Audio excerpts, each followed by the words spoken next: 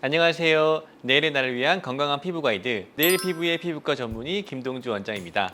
여러분, 이 동안이라는 단어를 떠올려 보시면 가장 먼저 얼굴을 먼저 떠올리게 되시죠? 주로 눈가나 입가, 얼굴 주름에만 보통 신경을 쓰게 되시는데요. 하지만 실제로 나이를 들어 보이게 하는 피부의 나이테는 두 군데가 따로 있습니다. 바로 목주름과 손등 주름이에요. 목주름을 예방하는 방법에 대해서는 제가 이전 영상에 말씀드렸었죠. 목주름이 고민이신 분들을 위해서 위쪽에 링크를 걸어드리겠습니다. 오늘은 피부의 나이테 중에서 두 번째 시간으로 손등에 노화가 오면 어떻게 되는지, 그리고 어떻게 예방하고 치료하면 좋을지에 대해서 말씀드려볼까 합니다.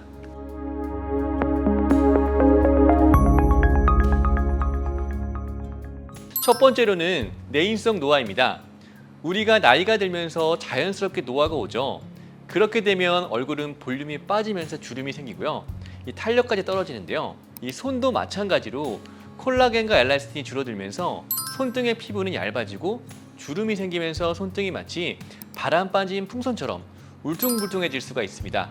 이 두 번째로는 외인성 노화입니다. 우리가 옷으로 웬만한 건 다 가려지는데요. 얼굴과 손은 주로 노출이 되어 있는 상태로 다니게 되죠.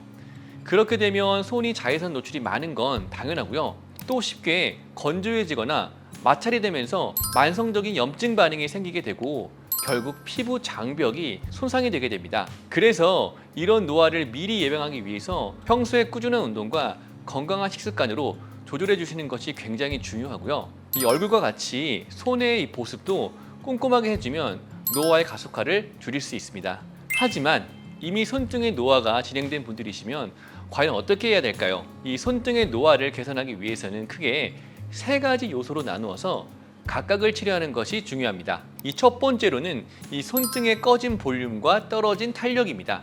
이것은 나이가 들면서 손등의 지방이 빠지는데요.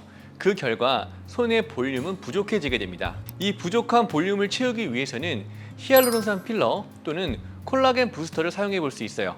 만약 즉각적이면서 전후의 명확한 차이를 원하신다면 히알루론산 필러를 추천드리는데요. 이 손등의 볼륨이 부족한 특정 부위에 필러를 주입해서 즉각적이고 정교한 볼륨감을 낼 수 있다는 것이 가장 큰 장점입니다. 하지만 필러에 대한 거부감이 있으신 분들도 계시죠. 이런 분들에게는 외부 물질이 아닌 내 콜라겐을 생성해서 볼륨을 채우는 콜라겐 부스터를 보통 추천드리는데요. 엄밀히 말해서 콜라겐 부스터는 필러처럼 즉각적으로 볼륨을 채우는 것은 아니고요. 시술 후 보통 3주에서 4주가 지나면 이 내 콜라겐이 생성을 유도하면서 볼륨이 조금씩 차오르게 하는 방식의 시술입니다.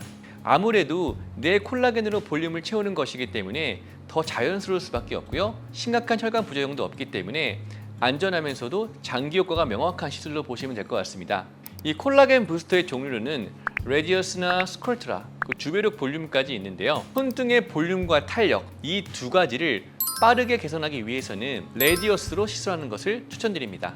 그 이유는 일단 스컬트라와 주베륵 볼륨의 주 목적은 특정 부위보다는 전반적으로 볼륨이 차오르는 것이기 때문에 주로 얼굴의 깊은 주름이나 패인 부분을 개선하는 목적에 더 적합하다고 할 수 있습니다. 레디어스는 피부결과 탄력 개선에 더해서 CMC 겔에 의해서 직후부터 매끈한 볼륨 개선 효과가 있기 때문에 피부가 얇은 손등에 시술하기에 더 적합하다고 볼 수 있겠습니다. 레디어스는 이전 영상을 통해서 얼굴 중에서도 이 하안면부 효과가 좋아서 입 주변 잔주름 지우기로 소개를 해드렸는데요. 손등의 잔주름과 정교한 볼륨 개선에 효과적이기 때문에 맞는 콜라겐 부스터라고도 볼 수 있습니다. 레디어스는 현재까지 보고된 논문에 따르면 일반적인 콜라겐 부스터들의 대표적인 부작용인 결절의 위험성도 상대적으로 낮은데요. 특히 손등과 같이 피부가 얇고 움직임이 많은 부위는 효과와 안정성이 검증된 제품을 사용하는 것이 무엇보다도 중요합니다. 손등의 레디어스는 1개월 간격으로 총 3회를 시술하는데요. 레디어스의 기준을 가장 잘 이해하고 경험이 많은 숙련된 전문의에게 시술받는다면 대부분의 환자분들에서 만족도가 높습니다. 두 번째로는 색소입니다. 얼굴에 노화가 오면 볼록한 검버섯이나 평평한 흑자가 생기는 것처럼 손등도 역시 검버섯 흑자 생길 수 있습니다. 이런 색소성 반점들이 생기면 슬프게도 나이가 들었음을 체감할 수 있는데요.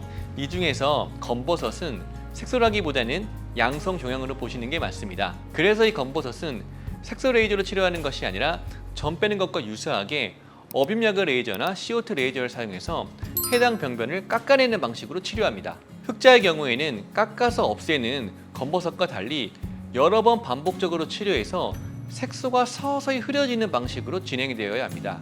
그래서 깎아내는 방식의 레이저가 아니라 토닝 레이저를 사용하거나 피코 레이저 중에서 MLA 방식을 이용하여 얇은 딱지를 만들어 색소를 제거하기도 합니다. 세 번째로는 잔주름입니다. 손등의 잔주름은 근육이 수축되면서 생긴 굵은 주름이 아니라 피부 중에서 진피층이 얇아져서 생긴 잔주름이에요. 이 경우에도 레디어스를 이용하면 앞서 말씀드린 볼륨 효과 외에도 진피층의 콜라겐의 밀도가 증가되기 때문에 잔주름이 없어지면서 매끈한 피부로 바뀌게 됩니다. 레디어스가 입 주변 잔주름 지우개뿐만 아니라 이 손등 잔주름 지우개라고도 불린 이유가 여기에 있습니다. 이해를 돕기 위해서 레디어스를 손등에 시술한 사진을 가져와 봤는데요. 시술 전에는 이 손등의 볼륨과 탄력이 떨어지면서 울퉁불퉁하면서도 잔주름까지 잘 보이고 있습니다.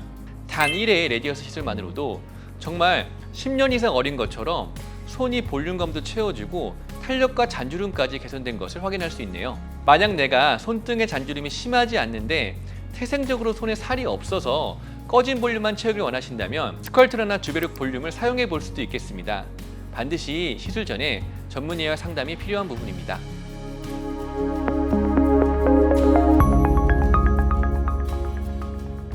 오늘은 울퉁불퉁한 손등의 노화를 개선하기 위해서 어떤 요소를 고려하여 접근해야 할지, 그리고 어떤 시술을 해야 할지에 대해서 알아보았습니다.